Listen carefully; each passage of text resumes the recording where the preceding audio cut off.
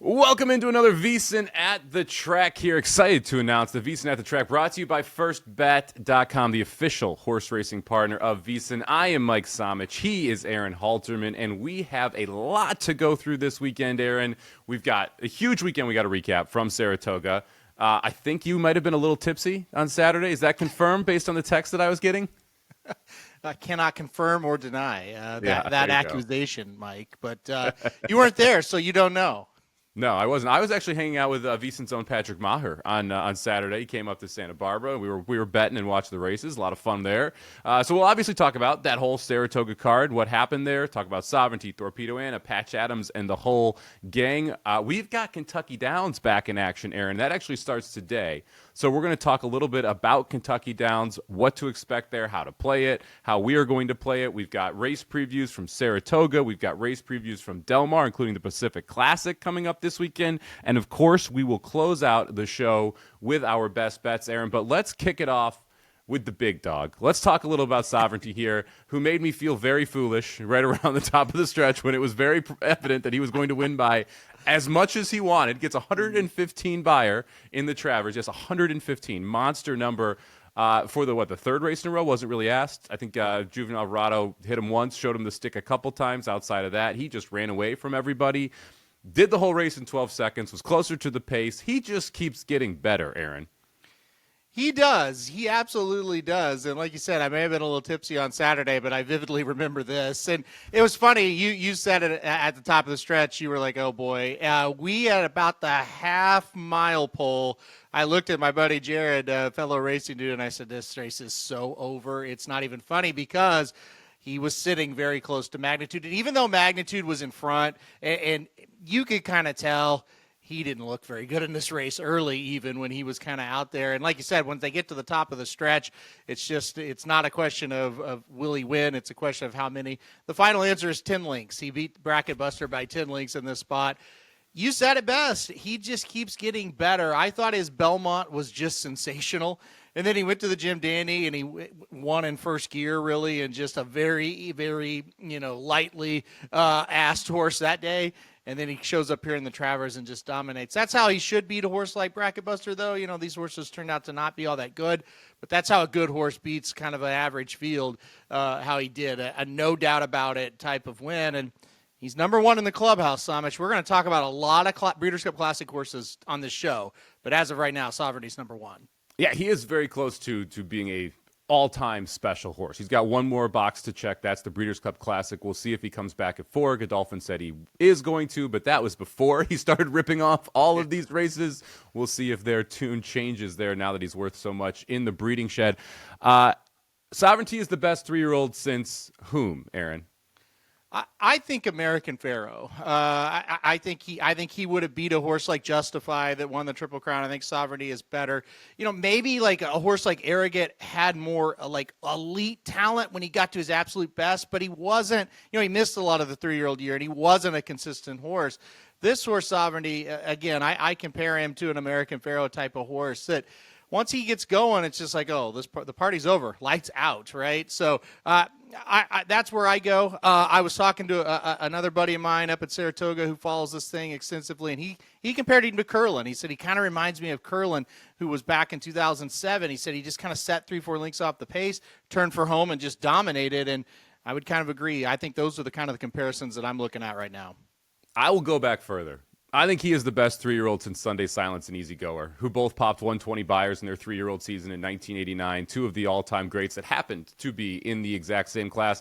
And I will listen to cases around Point Given, who was absolutely awesome, won the Preakness, won the Belmont, won the Travers, won the Classic, and Holy Bull, who unfortunately had his career cut short by injury. But this is rarefied air for a 3-year-old. Now, I'm not willing to talk about best horse of all time, Mount Rushmore, all that. You got to do it for more time, right? You've got to be able to extend this out for a couple years. But he's literally the best 3-year-old I think I've seen since those two, that they banged heads. And that was we're talking like 35 years ago, Aaron. Well, whether it's those two, whether it's Curlin Afaro or whoever, he has put himself to the level to where it is a valid discussion. And I think that's the biggest thing about it.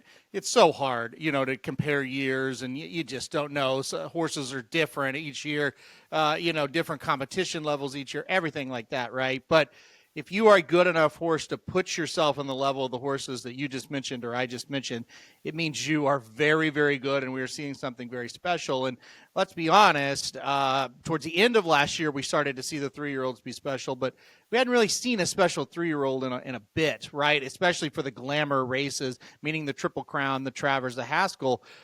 We've seen it this year. We got that special performance. I hate to bring this up, but Somich, he's probably a Triple Crown winner if they just 100%. Right? Yes. Yeah. Probably. Definitely a Triple Crown winner had he run in the Preakness. Yeah. So like if you kind of understand what you're watching, you're like, this is special because he would have got that race, and then he still goes on and win the Jim Dandy and the Travers, and you're like, this is really, really something we just haven't seen. Not even American Pharoah was able to win the Travers the year he won the Triple Crown. So just unbelievably special horse. Yeah, rarefied air for Sovereignty, and if he did not need any more pats on the back or pats on the neck here, Thorpedo Anna goes out and wins the Grade 1 La Troyenne, and her trainer immediately says after Sovereignty runs, maybe we won't try the Classic. Maybe that's not such a good decision. Thorpedo Anna outduels Darth Vader in the stretch. Did you see by the name of Darth Vader's sister, by the way? No. Darth Vader's sister got named Revenge of the Sis, which I think is awesome. That's amazing. Just playing into the pun there. Darth Vader runs second to Thorpedo Anna here. And what was I thought a really good race. I did not expect that Personal Ensign was going to be as close as it was. I was expecting that the 6, Leslie's Rose, was going to be really the horse that competes with Thorpedo Anna here. But Darth Vader runs a huge race. We talked about her being a horse that always tries hard. It's going to be forwardly placed and just kind of grinds it out. Thorpedo Anna needed that wire because one jump further, one difference of a bob, and Darth Vader wins this race at 11-1 instead of Thorpedo Anna cashing as your favorite. What'd you make of the La Troyenne, and are you downgrading Thorpedo Anna or upgrading Darth Vader? Oh, I'm upgrading Darth Vader, and you took it on the chin, you with yourself there with magnitude. I'm going to pat you on the back for Darth Vader because I said on the show I wasn't really worried about her, and you were like, no, I disagree. I think she's really turning into a nice horse, and you were right. I've heard a lot of people say, oh, this Thorpedo Anna, she's just not as good this year. Guys, this was a great race from Thorpedo Anna. This was one of her best. It wasn't as good as her Travers last year. I would argue it's as good as anything else of that elite level that she's been at. When she turned for home, I was looking at my buddies again and saying, man, she's running today. And she had the look of one of her races where she's going to bury the competition. And guess what? She did bury the competition, except one horse said, no, I'm not letting you get away from me, and that was Darth Vader.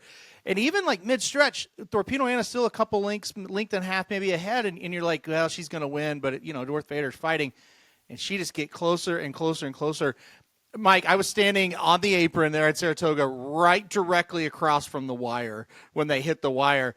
I had no idea who won. I looked at my friend Vinny Blonde. You can find him on Twitter at Real Dynasty. And I said, I think Darth Vader got it. He said, no. Thorpedo Anna, trust me. I've been here since I was a little kid. Thorpedo Anna won it. If I'm sitting here on this line, I can call him. So I'll give him a shout out. He was right. But you're right. The head bob right before the wire, Darth Vader's ahead.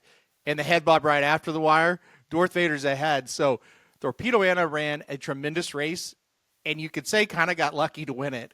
And that's just saying a whole lot about Darth Vader. I think that was the race of the day, Mike. It really was.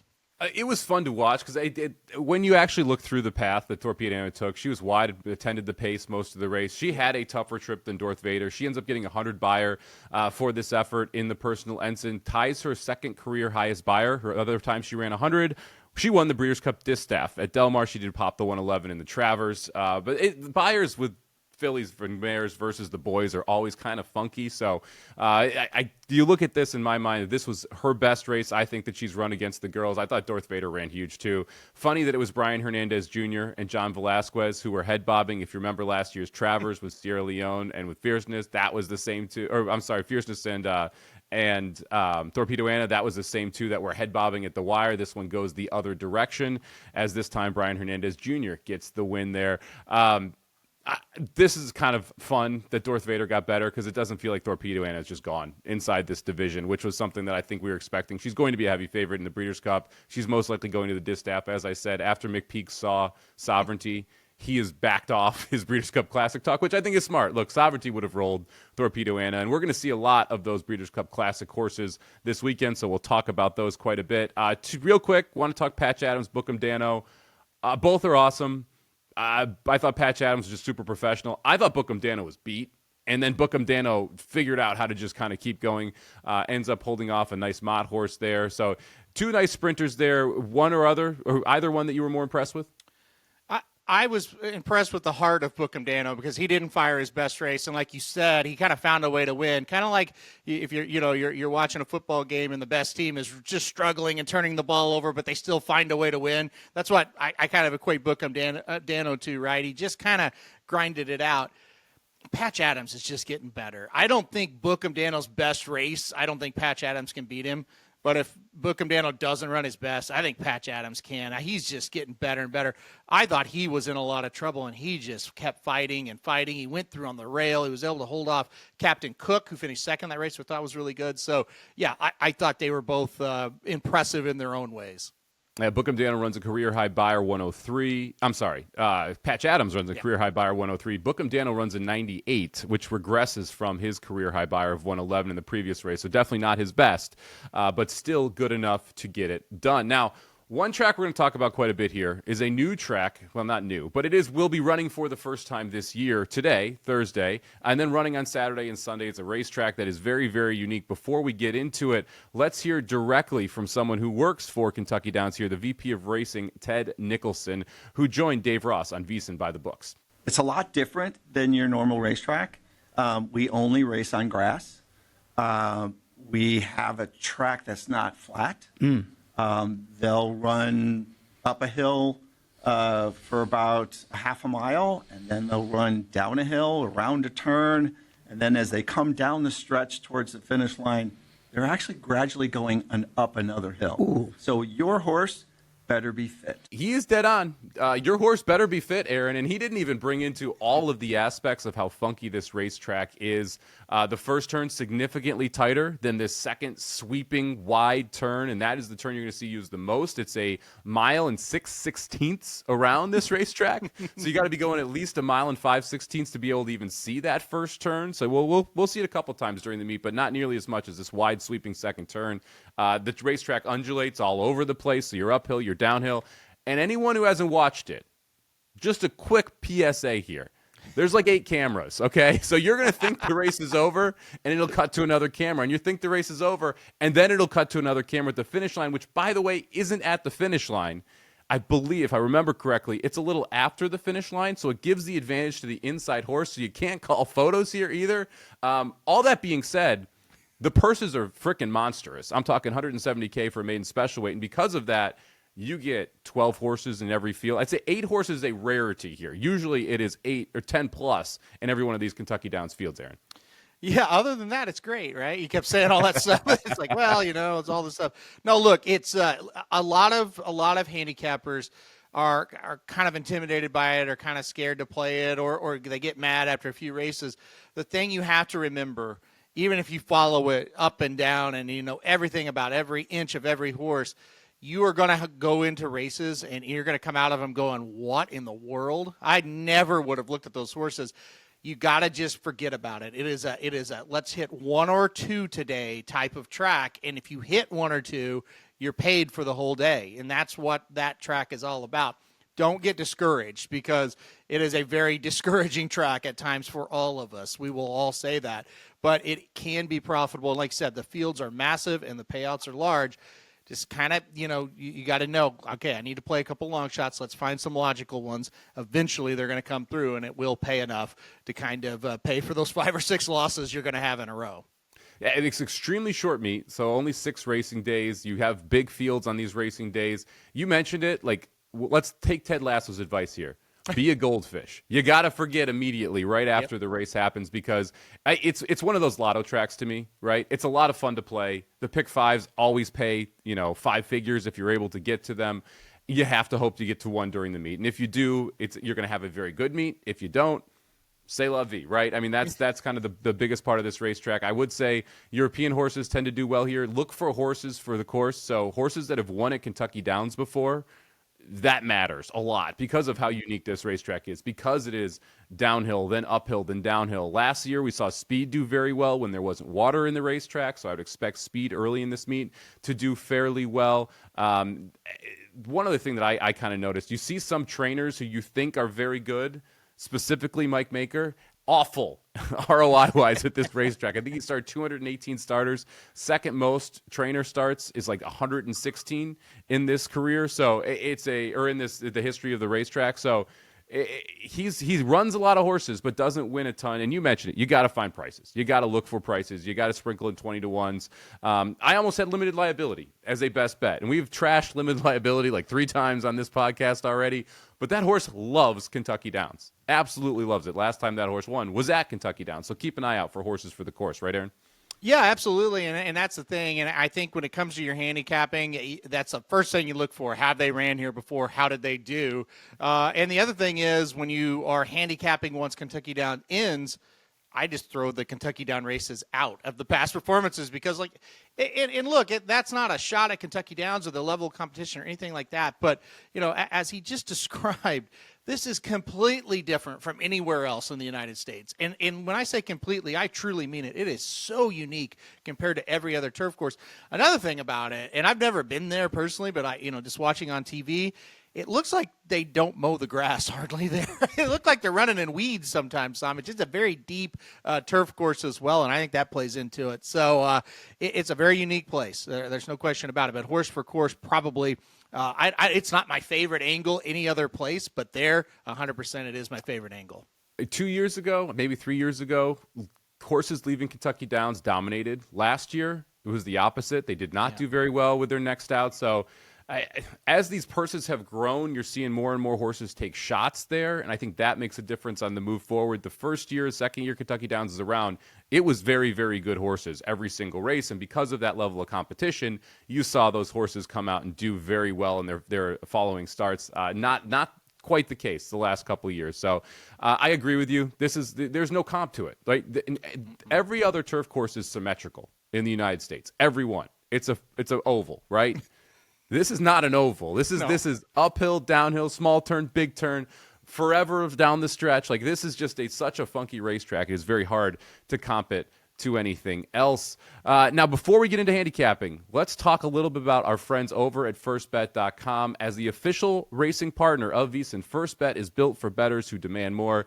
FirstBet isn't just about placing a bet. It's about helping bettors of all levels with proprietary AI handicapping tools that provide data-driven insights to help you make smarter bets. FirstBet's in-app tool will give you win, place, and show probabilities for each runner so you can quickly and easily identify good value plays and improve your ROI.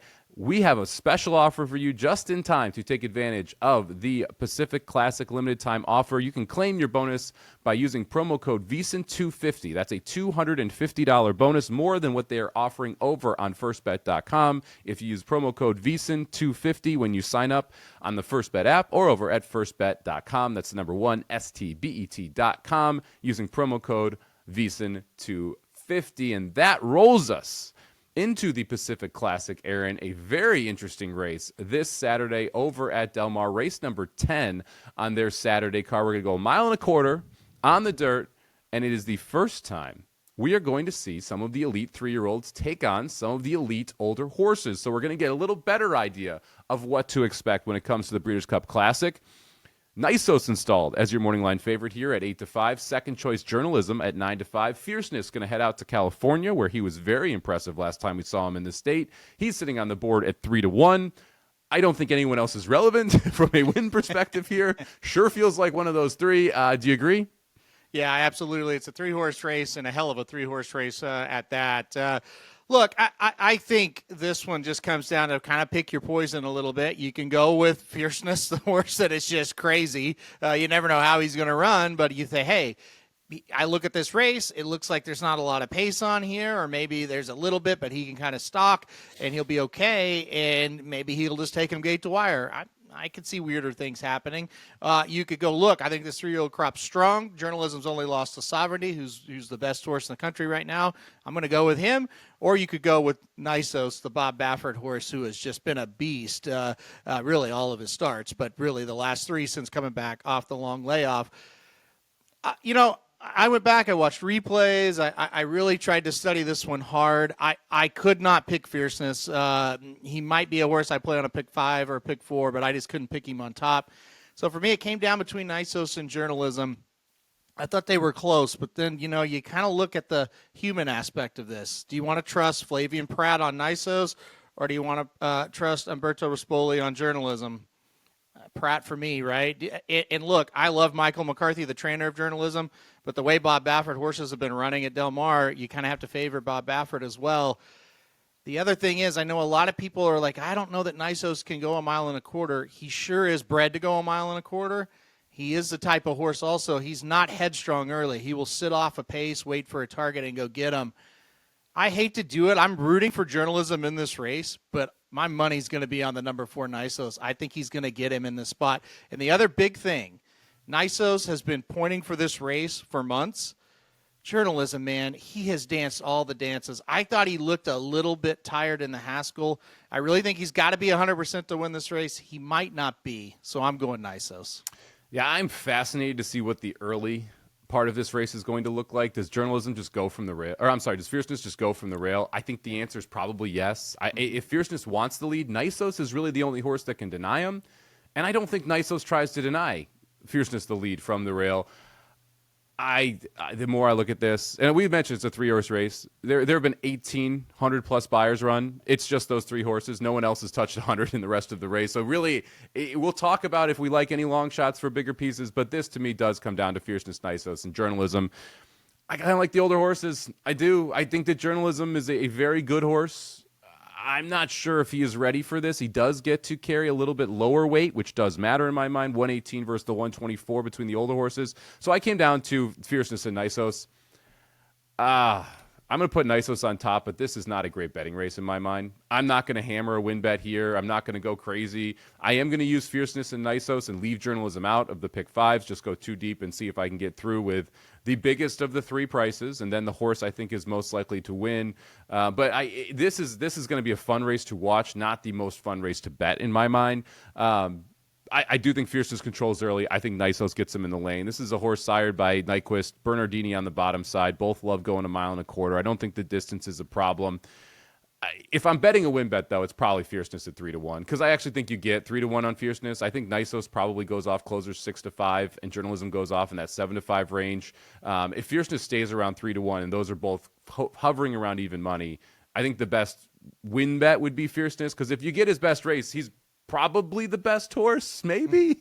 But you're getting the right price to bet him, at least at that point. Do you think that we're going to see because it feels like 3 horses get bet, everyone else gets left alone. What does that do to the off odds here? Yeah, I agree with you. I just don't see anybody betting the other horses, and that might make Fierceness a little bit lower than what you want to, but I do think he is the one that gets ignored here. It's interesting you think Nisus is going to go off favorite. I personally think he's going to go off favorite as well. I was talking to the former morning line maker at Del Mar and Santa Anita, John White, yesterday afternoon when the morning lines came out. He said he would have made Journalism the slight favorite over Nisus, and he said if I could bet on who was going to be the favorite, he thinks it will be Journalism at post time. I disagree, and you disagree with that, so that'll be interesting to see how it goes. I do think it's a debatable subject. I don't think either, if you make Nisus the favorite as a morning line maker, I'm not critical of that. If they would have made Journalism, I'm not really critical of that either. I think it's a coin flip. So it could be one of those situations, Mike, where we're looking and we're like, look, maybe Fierceness is ignored and he's 4-1. Well, let's take a shot. Maybe he's down to 2-1 and one of those other horses floats up and you want to try to take a shot with them. The one thing about this race, I don't know that, at least for me, and it sounds like for you, I don't know that I can definitively be very confident, right, in any of them, because it is the unknown. We haven't seen Journalism take on the older horses. What if these 3-year-olds are just a step better than the older horses? Well, then journalism will probably win. We don't know that or not, right? And we haven't seen Nisus go 1.25 miles and take on horses of this caliber. So, and we never know what Fierceness is going to do. So there is a lot of unknown in this race. Yeah, well, what's the funniest part about this race is Fierceness is the most known, right? Like, we've at least seen him go the distance. We know he can run it. We know he can put up a big number while doing it. We know he runs well in California. He's run second at Del Mar. But like, are we going to get the effort? That the crazy part is Nisus never done the distance, so that's an unknown. Journalism never faced older. That's a huge unknown. So it is Fierceness who's the most known quantity, and yet it feels crazy even saying that. All right, if you're looking to play some type of prices underneath, are there any horses you're interested that you think could finish third in this race, could finish second in this race, and possibly blow up the exact or the trifecta? Yeah, I mean, I looked at the 2 Midnight Mammoth and the 8 Tarantino. Don't like either one of them, but I should say I don't like either one of them to even be close to the top 3. But let's pretend Fierceness runs one of his bad races. Well, Midnight Mammoth, the 2, and Tarantino, the 8, can certainly beat him, right? Or what if journalism just he's too tired? Or what if Nisus can't get 1.25 miles? I think it's likely you get 2 of the 3 in the first 3 spots, and then one of these other horses maybe gets third. And I think for me, I lean Tarantino the most. He just seems like that type of horse that's kind of always around. And he also just seems like a horse to me that's like, I think they'll just ride in to run third, basically, right? So I liked him a little bit underneath, but it's hard to get too excited about any of them. Yeah, Tarantino, second off the layoff, has a win over the racetrack. 0 for 1 at the distance. He was one that I looked at. I'm afraid he's just going to get really tired toward the end. And so I was trying to find someone who I think could close, and that brought me to Indispensable for Sadler here. What is that, 1, 2, 3, 4, 5 horse. Distance is a question, but like Del Mar hit the board in 5 tries. If I'm trying to upset the apple cart with a price here, it would be Indispensable there, who's 15-1 on the morning line with Paco Lopez aboard. I want someone from off the pace because, Fierceness is probably your pace setter. Luramin's out there. Tarantino's close to the pace. Midnight Mammoth is close to the pace. I want someone who's coming from off of it and see if you can just pass some tiring horses and try and run up in to third. That's the 10th race from Del Mar on Saturday. The number 4 Nisus for Aaron. I'm going to go with the number 1 Fierceness. I'll take the 3-1 shot with Fierceness here. Although I do think Nisus is the real deal as well. Journalism, the horse that I want to fade there. Let's head out to Saratoga on Saturday, the Grade 1 Spinaway here. This is the 11th race on Saturday's card. $300,000 for 2-year-old fillies here going 7 furlongs. Your favorite is going to be the number 8 Tommy Joe, who's 2-1 on the morning line. Second choice here is the number 4 Mythical, who won the Adirondack last time out over this exact race course and is 3 for 3 throughout her career. Where are you going on top, Aaron? Look, I'm going to go right back to the number 4 Mythical once again in this spot, and I do realize tougher race today, but this horse has just kind of been a beast, right? And this horse is not going to get out kicked to the first or to the turn there, right? You're going to be ahead, going to come out of the gate, get ahead. Never been behind at any call in all 3 of her starts so far. Stretching out here to 7 furlongs, but stretched out to 6.5 last time out in the Adirondack, and they really couldn't even get close to her. Look, I think the extra half furlong is going to be relevant, but I think the biggest key for me is I didn't really see anybody else that I was very impressed with. I do like the 1 a little bit, Ornelia, a horse I bet on debut. I thought looked pretty good. The 8 Tommy Joe as a horse that also showed a lot of speed. I just think Mythical drawn inside will get the rail and get the lead over Tommy Joe. So give me the number 4 Mythical. Very tough race, but I think Mythical does it again.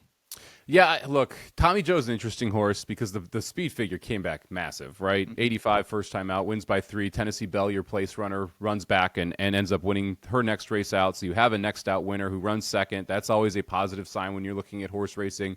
Mythical's done nothing wrong in 3 starts, 3 for 3, won the Trumont, won the Adirondack, beat the boys in the Trumont there. Hasn't had anybody within 3 lengths. I have a problem taking short prices in 2-year-old stakes races when there's bigger fields. And it feels like there is pace pressure for Mythical, which Mythical has not faced in the past. There's not as much speed as you would probably expect signed on here, but the number 6, Cena, is a very fast horse. Early, that horse has been able to go as fast as 20-4, 43-3, which would cause a lot of problems for Mythical. Mythical was slowing down a little bit going 6.5, but I think that's because she was under wraps more than necessarily she can't get the 7th furlong. Tommy Joe is fast. I'm not sure fast enough to push Mythical. Look, I wanted to take a little bit of a shot. Give me the 5, Percy's Bar here, 6-1 on the morning line. Ben Colbrick ships this horse in. This horse won on debut at Keeneland and looked awesome doing it, going 4.5 furlongs, stretched out to 6 furlongs in the debutante, and blew that field away. Was not the favorite that day, was the 3.5 to 1 there. The workouts since that race have actually been better than the workouts before that race. I know this horse can handle 7 furlongs, and I'm getting the right price in my mind here. So the 5 horse Percy's Bar for me at 6 to 1. Did you consider that one at all? I think that's a really good pick. Yes, I did. A horse that what I really liked came from out of it in that Keeneland race and won, and then last time out again kind of came from out of it and won. So kind of the situation you're kind of drawing up in your mind, not to put words in your mouth, but how you kind of said it there is you kind of think, hey, some of those speed horses might start to slow down a little bit going 7, and this is the one that can pick it up. I'm with you. I think you're going to get every bit of 6 to 1 because it's Colebrook as a trainer and Lon Machado as a jockey. Certainly not Naira people. Certainly not people that you see up at Saratoga very often, if at all. I thought the race last time out at Churchill was really good. I went back and watched that one, and I thought, you know what? I almost picked this horse. I think I'll put this horse in second. To me, if you're going to pick Mythical, you're going to pick Tommy Joe, you're going to pick one of the others maybe that have speed early, I think then you go to Percy's Bar and you put that horse in second, which is what I did, or you just put him on top. It's what you did, because I don't think it's realistic that all the speed stays, but I do think it's realistic that somebody is what we like to call the speed of the speed, gets out in front and stays, and that's what I think Mythical can do. But if you're in that situation, the horses that are chasing Mythical just behind her, or if it's Tommy Joe, and they're chasing Tommy Joe, those horses will tire out pretty quick, and that'll set it up for Percy's Bar. Yeah, Steer Clear actually has the highest early time for rating. That horse is cross-entered in the second at Saratoga on August 29th, so keep an eye out there on the Friday card. If Steer Clear is in or out, that matters for the pace here. And if I'm glad you watched the debutante. You go back and you watch that with Percy's Bar. This horse made a monster move into the pace. Like, they were going fast, and this horse is like, I can go faster, and I'm just going to run away from y'all. And that to me is one of those spots, especially at 7.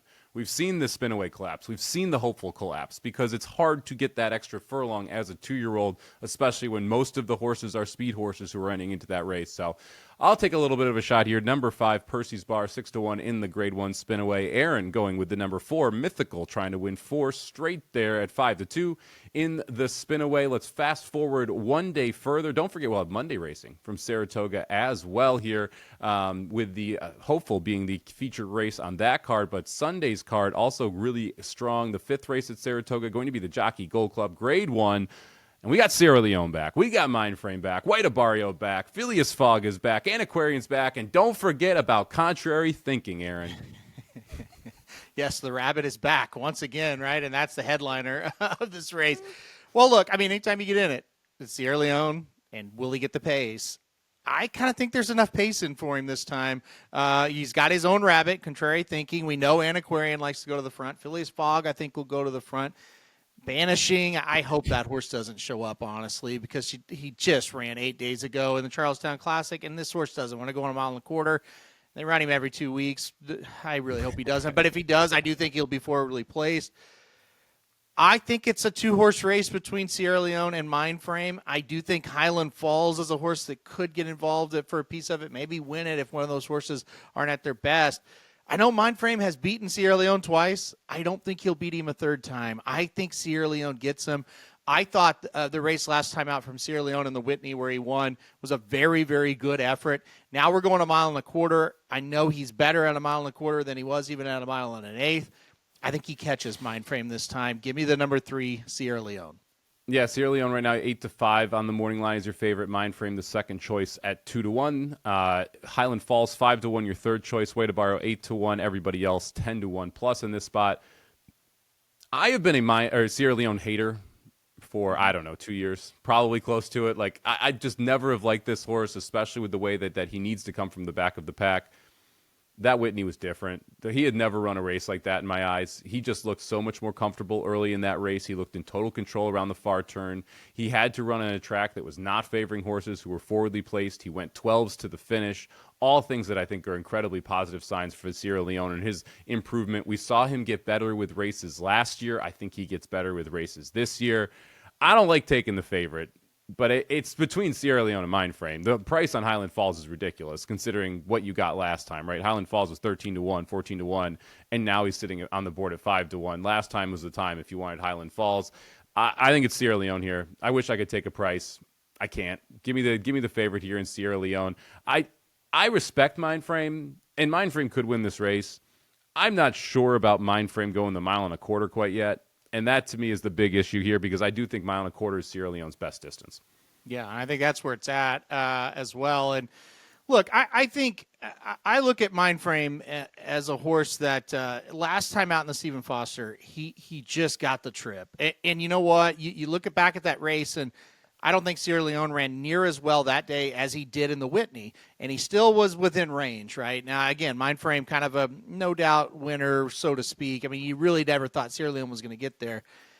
I just think he gets there this time. I just feel like he's a little bit of a different horse right now than he was, his first couple of starts. And it took sometimes it takes Chad Brown just a little bit to get him back to their top form. I think he's got him back. But, look, I understand anybody that wants to take Mindframe here because he has beaten Sierra Leone twice, and I get it. And look, in the Belmont Stakes last year, Mindframe finished ahead of Sierra Leone at this distance, so I get that as well. I just feel like Chad Brown has gotten Sierra Leone back to his best, and as good as I think Mindframe has been, I think at his absolute best, Sierra Leone is just a little bit better.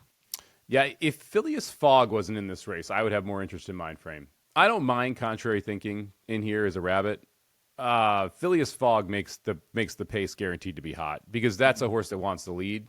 And that means that if you are Mindframe and you're sitting behind the two, you're probably going to get caught up a little bit in the pace. I will say one price I'm a little interested here, Antiquarian. This is a horse we talked about in the Blame, ended up running second to Mystic Dan, ran second to Phileas Fogg in the Suburban. This horse is getting better at 4. I think at a price, Antiquarian's the horse I want to be using underneath. Dude, if Antiquarian wins this race, I will want to throw up because he's absolutely – we've been on him both races. And the race down at Churchill, the Blame, he totally cost himself that race. He bolted at the top of the stretch. He still comes back and runs second and just killed us that day. A big price. And then we both used him heavy last time out in the Suburban, and he should have won that race. But he lost ground on both turns. And if he wins this one – I will just want to, I don't know what. I'll just be so depressed, but we'll see. You know who he reminds me of? No. Mindframe, who just had just kind of shot himself in the foot in back-to-back races there and then figured it out. And at some point, I do think that Antiquarian figures it out because clearly there's a lot of talent here for the son of Provisionalists. Unfortunately, I can't put him on top. I will use Antiquarian underneath. Number 3, Sierra Leone for me in the Jockey Club Gold Cup. Number 3, Sierra Leone for Aaron in the Jockey Club Gold Cup, which we could get a little more interesting there. But in a race we will be able to get a little more interesting, we're going to talk about the Nashville Derby. But before we do that, if you're checking this podcast out, make sure that you are subscribing, rating, and reviewing over on Apple or Spotify. If you're joining us over on YouTube at VSiN Live, give us the thumbs up button so we can get out to as many ears as possible and continue to help grow the podcast and the sport here. And don't forget to sign up as a VSiN Pro as well. VSiN Pro is your edge in both the horse racing and sports markets. You can try it for just $9.99 for your first month. Head over to vsin.com/subscribe and see all of these subscription options. Don't forget that includes both the college football betting guide as well as the the NFL betting guide 2.0, as we have a new betting guide out with additional bets for the NFL season coming up. And it's on to the Nashville Invitational Stakes here. Not international, invitational, Nashville in Kentucky, where Kentucky Downs is located. And we've got a robust $3.5 million purse here in the Nashville Derby, a grade 3. More Kentucky Derby horses running in this race than we saw in the Travers because of the purse here at the number of $3.5 million. They're going to go 1 mile and 5/16 over the turf course here. Test score 4-1 on the morning line. International Invader Wimbledon Hawkeye here, 7-2, your favorite on the morning line. Expecting 12 horses to go postward, Aaron. We've got 14 with the 2 also eligibles, an Iron Hand and Native Runner here. Who did you like on top in this spot? Oh, man, is this just not a mess? I mean, there's just so many horses that it's like, why are you here? Oh, it's because of the purse. Why are you here? Oh, it's because you just couldn't stand up on the dirt. So it's like, oh, hell, let's try the turf, right?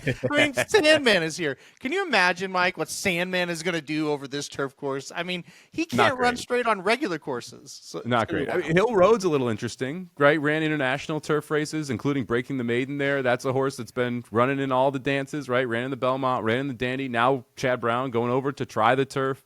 You mentioned, we've got Sandman in here. You've got Tiztastic in here, who's been on the turf the last 2 and not really done too much. You've got Burnham Square, who ran in through the trials and eventually ran in the Haskell. He's trying turf for the first time. I mean, this is a Kentucky Downs race. That's the best way to. This is a Kentucky Downs race because you have to deal with all of these different aspects of handicapping.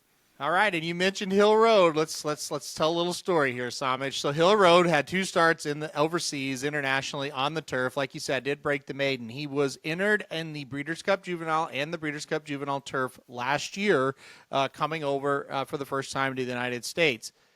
He ran on the dirt.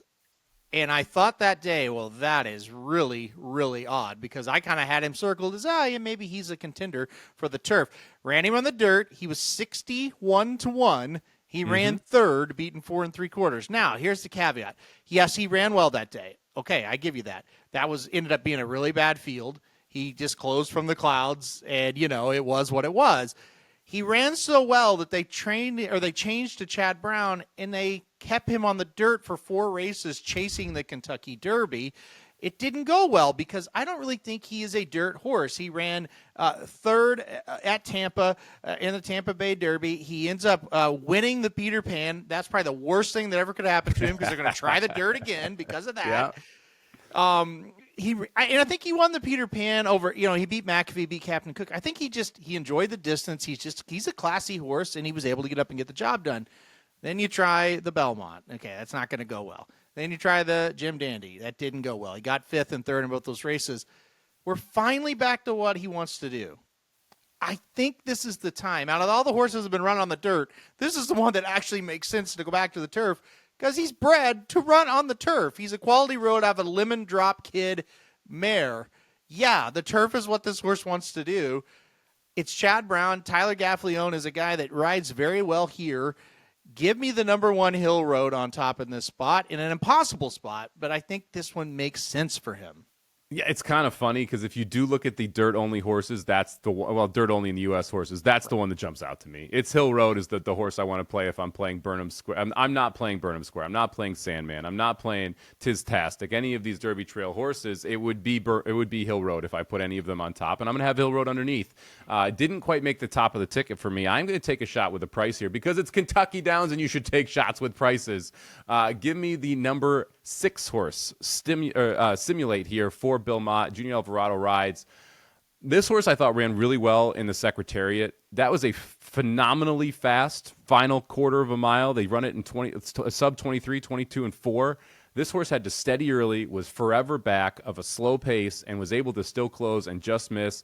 This is a Kitten's Joy out of a Warfront mare. I've got no issues around the distance here. This is a horse that has tactical speed, which I want at Kentucky Down. So this is one of those spots where I think you can almost – you're not going to see this horse bet like it probably should be because you come out, you run a good race in your debut, you win the $100,000 allowance at Saratoga, you jump up and you run in a stakes race and you run the best race of your career but run second and your buyer is lower because of the trouble.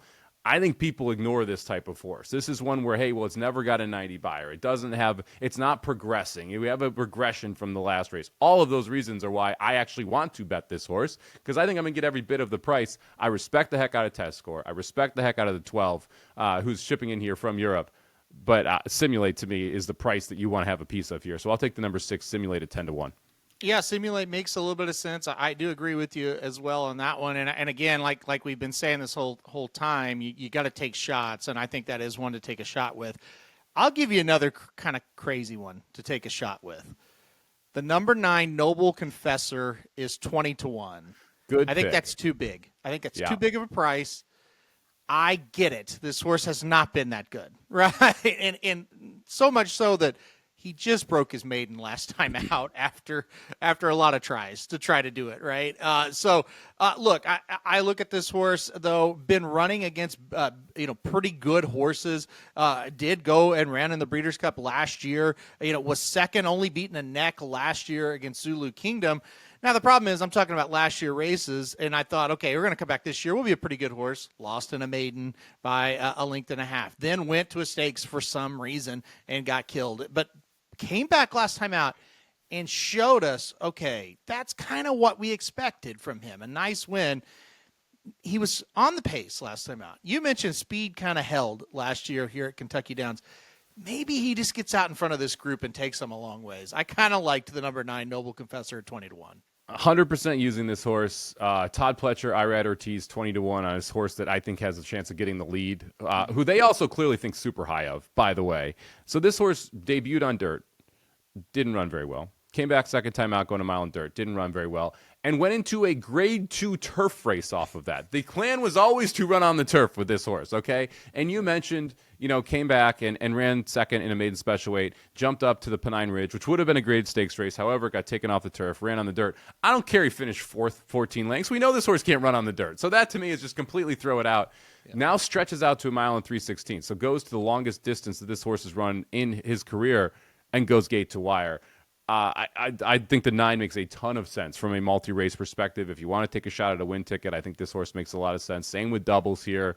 I'm interested to see if we get 20-1 because this one was the one where, to me, is the logical long shot. If you're going to take any big price, it's the 9 Noble Confessor who's 20-1, and I think we will. Because Final Gambit probably takes money. Sandman probably takes money. Tistastic probably takes money. Burnham Square probably takes money. Because everybody knows who these horses are because of their dirt races and their turf form just not nearly as good. Yeah, exactly. And I think you're right. Final Gambit's been taking money ever since that Turfway race. And it's like, why? This horse is not very good, and I don't think a mile and 5/16 over this Kentucky Down, whatever you want to call it, it's not an oval. I don't think that's going to fit him at all. And Sandman, because of his following, because of his owner, he takes money no matter where he runs, and it's like this could be a total disaster for him. So that's 2 horses I just chucked immediately that, like you said, will get bet. So, look, my best advice here, and it'll probably come the opposite because it's Kentucky Downs, but my best advice here is go for the horses that are bred to go long on the turf, and then you just hope from there that you could do it. And also, like a Burnham Square type, this to me feels like a total experiment on him. And I know that's a horse you've liked in the past, but yeah, I'm not anywhere around him. He will be nowhere on my ticket. You were rolling the dice, right? Shake the box pricing. Maybe he likes turf. Right. It's just not it's Liam's Map, Scat Daddy. Okay, there's a little turf in there. Maybe it works out. I'm not going to bet to find out, especially at 6-1. I will not take the Final Gambit slanter. That was a very important horse. Ran 4th in the Kentucky Derby, and that was needed to run 4th in the Kentucky Derby. Have you bet him in any way, shape, or form since the Derby? Oh, God, no. No. Exactly. We even said that. No interest coming out of the race. But for the race that was going to collapse, that he made a ton of sense. However, no interest since then. We haven't really talked about either of the favorites. So we got to speed through this a little bit. But we should talk about Wimbledon, Hawkeye, 7-2 on the outside. James Owen ships this one over from Europe, consistently over 100 time forms, running in Group 1s, Group 2s, Group 3s over there in Europe, has had success. I think should be the favorite. I am scared of this horse. I will be using this horse. I chose to use this one instead of Test Score, who ran 3rd last time in the Saratoga Derby Invitational. What's your take on the 2 and the 12? Yeah, I don't know whether to be scared or not that we see a lot of this the same coming in here to this week and all these races we've talked about. I'm with you. I thought, okay, you're going to have to choose Test Score or Wimbledon Hawkeye. Play that horse with your long shots that we just talked about. We were on a lot of the same ones. I chose the 12, Wimbledon Hawkeye. I think if this horse takes to the conditions, which you just never know, right, with any of them. But I think honestly, he's been running closer to the turf course at Kentucky Downs than anyone else in the field, though, right? Because the European courses are not very similar. They are more similar than the U.S. turf courses to what you see at Kentucky Downs. Correct. And if he does, on paper, he seems like the horse.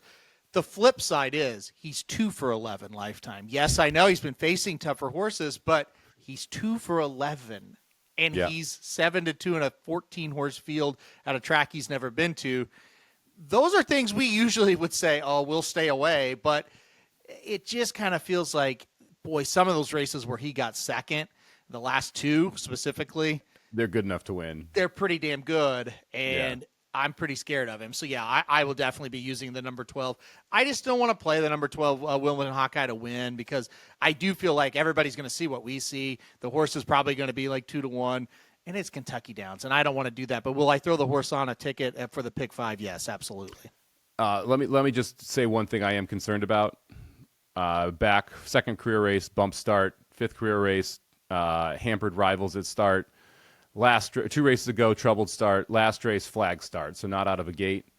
Kind of concerned that you may not get a great start, especially out of that 12 post for Wimbledon Hawkeye. That to me is the one thing. And it's like a flag start in Europe is when they literally have a flag, they hold it up, they drop it, the horses go. There's no gate, right? And that's the best start we've seen from this horse. Slightly concerning, considering we will be using a gate this weekend. So number 6, simulate. I keep saying simulate here. 10-1 on the morning line for me. Number 1, Hill Road, 6-1 on the morning line for Aaron. That is race number 10, the Nashville $3.5 million Nashville Derby, coming at you from Kentucky Downs on Saturday. As always, Aaron, we got to close out the show here with some best bets. You've got one on Friday, so I will let you kick us off here. Yeah, let's go to Friday at Saratoga. It'll be Friday, race 3 on the card. I like the number 2 program trading at 8-5 in this spot to kick it off. Decent little stakes race here. I will say that right off the bat. I don't think this is going to be an easy spot here for program trading, but this is a horse that's been running against a little bit tougher runners here recently. Last time out, finished 5th, beaten 2.5 against some really nice horses, Measured Times, Nation Pride, a race we talked about. But 2 back and 3 back winning races against horses that are pretty similar to what we see right here today, if not even a little bit weaker. So kicking it off here for Chad Brown with Flavian Proud aboard, obviously a great connections as well. So Friday, race 3, I like the number 2 program trading. Yeah, very interesting race. I like how you didn't mention that we're coming off a year layoff. As that is the major knock here against program trading, who's leaving Grade 1 company to enter in an overnight stakes race. My main concern here is maybe this isn't the goal, right? That this is one of like the prep inside of prep or $150,000 workout here for program trading. I'm going to give the one major dude one more chance. Just one more chance, major dude. If you don't win now, I probably am never going to bet you again. So you better not mess it up. Interesting to see General Jim in this race too, a horse that won the Pat Day Mile on Kentucky Derby Day last year. Now we're trying a turf career. We'll see if that sticks after a nice effort last time out in a $100,000 allowance. So first best bet of the day, race number 3, Saratoga Friday. The number 2 program trading at 8-5 for Aaron. We'll skip to Saturday here, and I'm going to head to Kentucky Downs with my best bets.